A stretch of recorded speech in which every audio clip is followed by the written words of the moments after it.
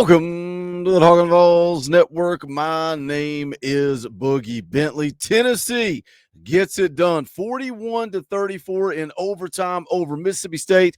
The theme all week long has been that it is tough to go on the road in the SEC and win. Tennessee went on the road. They faced that challenge. It may not have been pretty. It may not have been perfect, but Tennessee got the win. I love the quote from Josh Heupel. You guys already know it.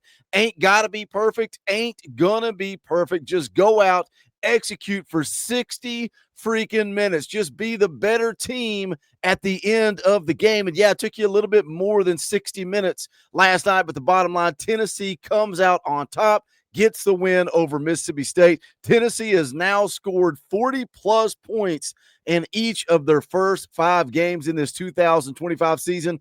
It is the first time in school history that they have opened their first 5 games scoring 40-plus. Look, it was an emotional game last night, but again, Tennessee gets the win. We've had a night to sleep on it, kind of push some of those emotions to the side. This is the day after. We're going to get into it. We're going to break it down, but as always, I need you guys to do that YouTube stuff for me. Just down there below the video, hit the thumbs up. It's quick, free, and easy. It helps the channel. I would appreciate it. If it's your first time here, welcome to the Talkin VAWLS Network. We're not experts or insiders here. What we are is exactly what you are. It's for the fans, by the fans. If you like it, subscribe, click the bell for notifications. You're not going to miss out when we go live or when we drop a video. Going to be live later tonight.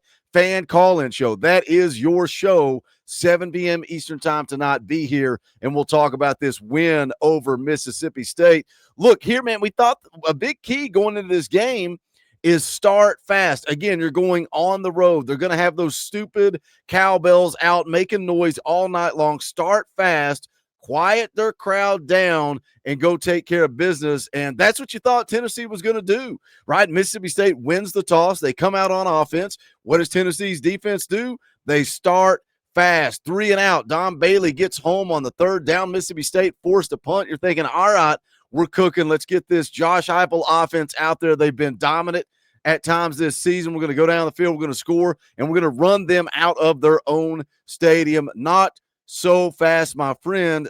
Braylon Staley fumbles that punt. Mississippi State takes over on the Tennessee 20, a short field that would go on to be a theme for the night. Blake Shapen converts a 3rd and 5. Josh Josephs gets a TFL on 1st and goal, but then he suplexes the running back as the whistle blows, gets a personal foul. The very next play, Fluff Bothwell punches it in. Before you know it, it's 7-0 Mississippi State. And again, self-inflicted wounds. Short fields would kind of be a theme for the night. And, you know, I get it. We questioned. A lot of people questioned, why is Braylon back there returning punts? I mean, we've seen that at times this year. I think Boo Carter is the most electric guy, but he had the muff punt just recently as well. So was Josh Heupel trying to go with a more conservative approach? Did he have more confidence in Braylon being able to field the punt versus flipping the field and making plays? I don't know, but Josh Heupel, this coaching staff, they elect to go with Braylon. He fumbles that punt after the 3 and out, and just a rough start for Braylon. But Braylon's not defined.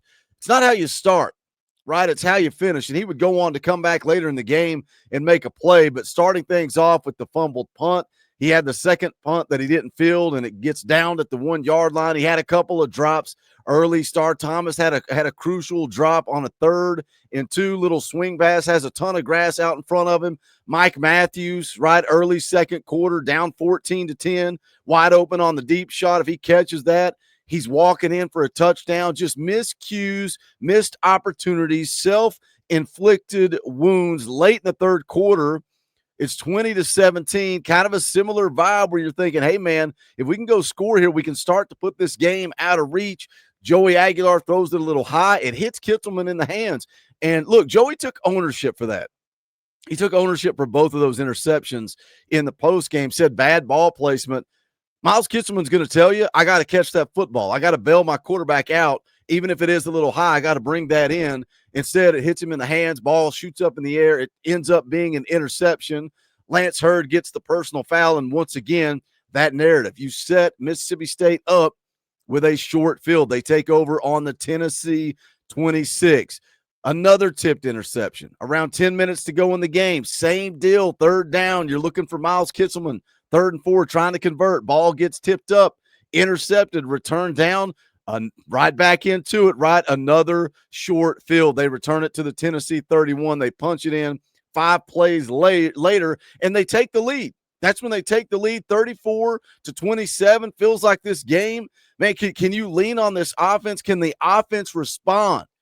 It felt like the offense was struggling and limping out of the gates, like they couldn't get going. They couldn't find their rhythm, and then we needed 7 late in the game. What do? Big boy drive, down 7 points, 8 minutes to play. You go 13 plays, 75 yards, 6 minutes and 4 seconds.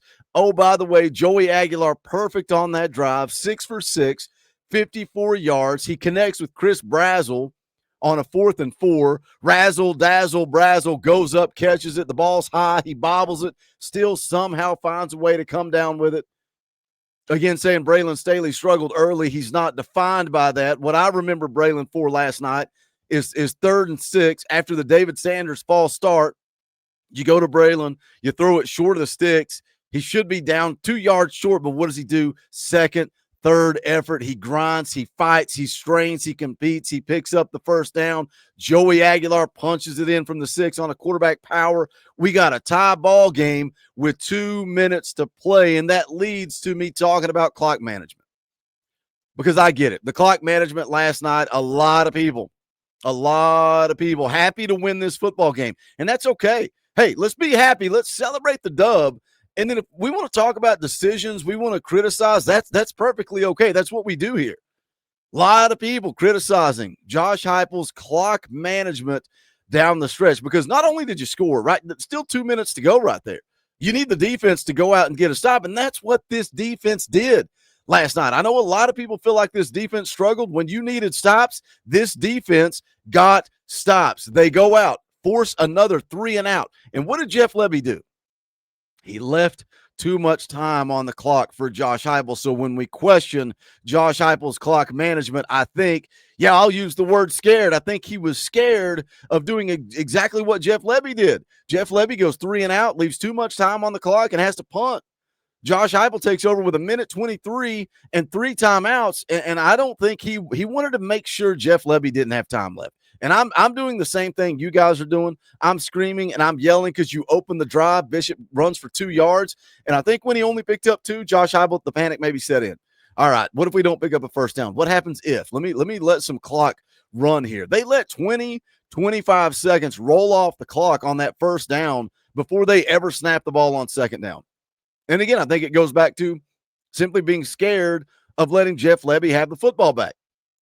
You throw the football to Kitzelman for 13 yards. Joey Aguilar scrambles for 9 yards. You take your timeout there, but now you're down to 24 seconds. You've got the ball at midfield. You take a shot to Braylon Staley on 2nd and 1. I like that play call. I don't have a problem with that. It was there. It was open. Braylon was there. Mississippi State kid goes up and makes a play. You took that shot, but that play also ate up a lot of time. And now it's 3rd and 1. So what do? You run the football to try to pick up that first down. And I think there's around 11 seconds there. And I think a lot of people wanted Josh Heupel to take a timeout there. You had 2 timeouts. Don't take them with you. You can't take them with you. What, are you going to take them to overtime?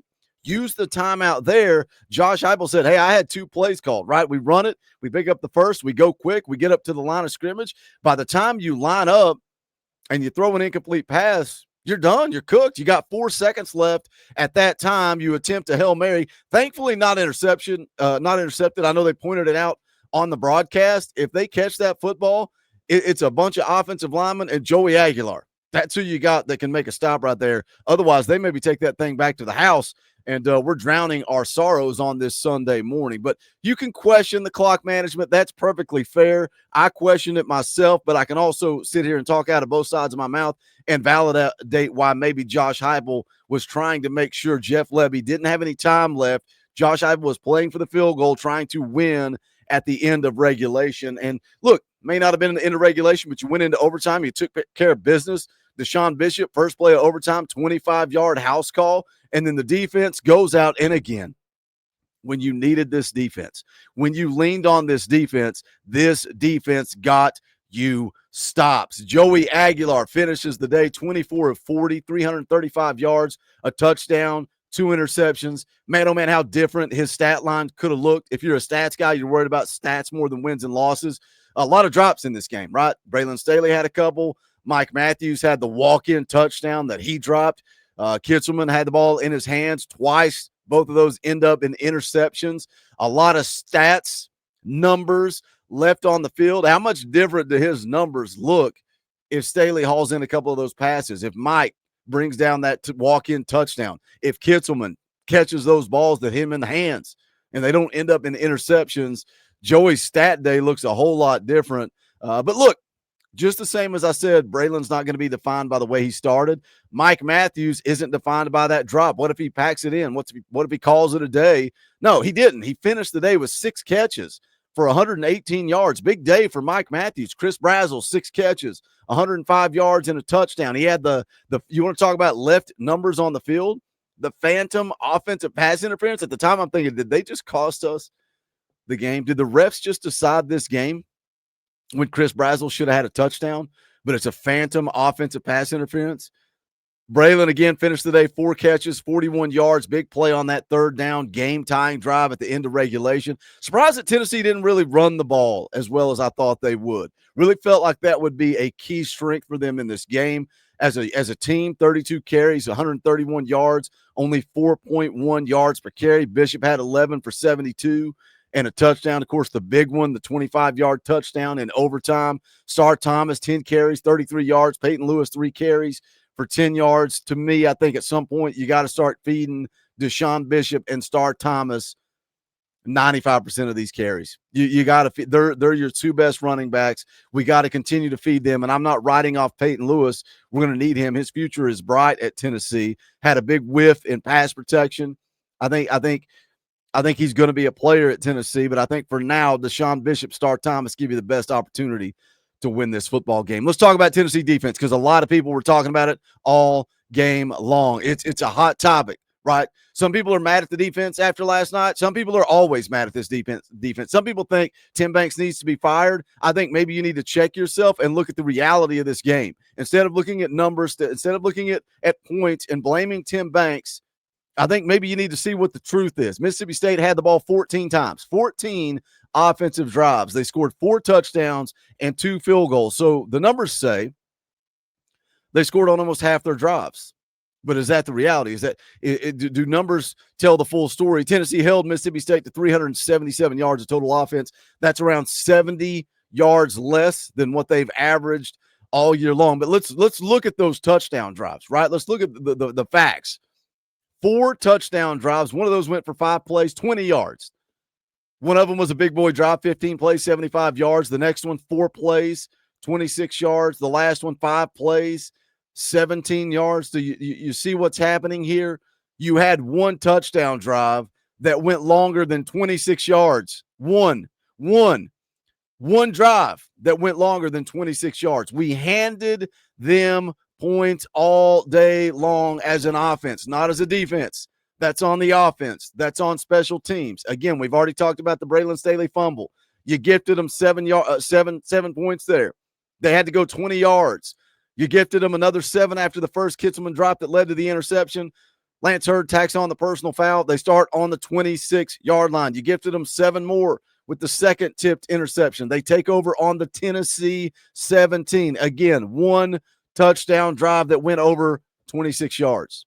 You set them up with a short field all day long. Is that the defense's fault? Do you blame the defense there? Yeah, I mean, they can dig in and they can get stops. They also made plays. Colton Hood had the pick 6. You're down 3 after the fake punt. It feels like the game is over. We're done. We're cooked. Tyree West says, I don't believe in that. He goes, gets the sack, forces the fumble. Josh Joseph says, oh, what do I have here? Scoop and score. Vols on top, 27-24 at that point. One point in the game, man. A lot of people criticizing this defense. This defense had 14 points. The offense had 13.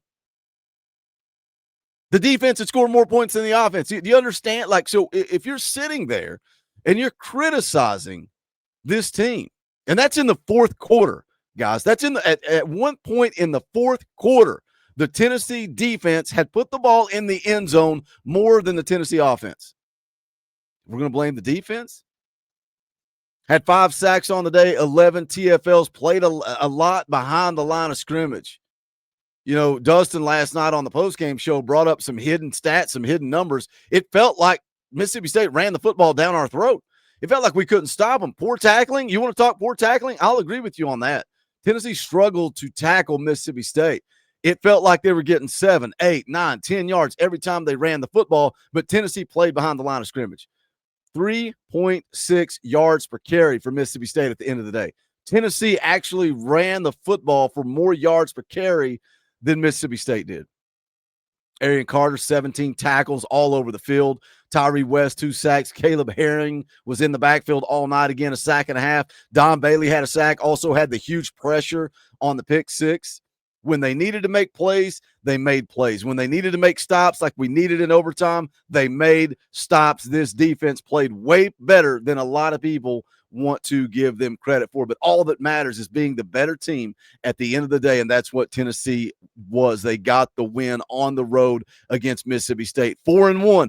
Heading into the bye week, good opportunity to get healthy, a good opportunity to get right, and then Arkansas comes to Neyland Stadium. That's going to be a hostile environment. Let's go take care of Arkansas, and then the back half of this schedule is a gauntlet. You got to go on the road to Alabama and Kentucky. Oklahoma comes to Neyland Stadium. You got a road game at Florida, and everybody is talking about Diego Pavia and Vanderbilt. But the bottom line is Tennessee was the better team this week. They got the dub. What are your thoughts? Jump in the comment section. Let's talk about it. As always, smash that thumbs up on the way out the door. Go check out our merchandise. You can go to bonfire.com/store/Talkin VAWLS. Grab yourself some Talkin VAWLS merch. You like what we do and want to support the channel, hit the join button down below. It's only $1. We would appreciate the support. If you like the videos, the content, the live stream, say, hey, I want to support these guys. $1 is all we ask. $1. We need your support. Hit the join button down below. But that is going to do it for this one. This is the Talkin VAWLS Network. My name is Boogie Bentley. Go Big Orange.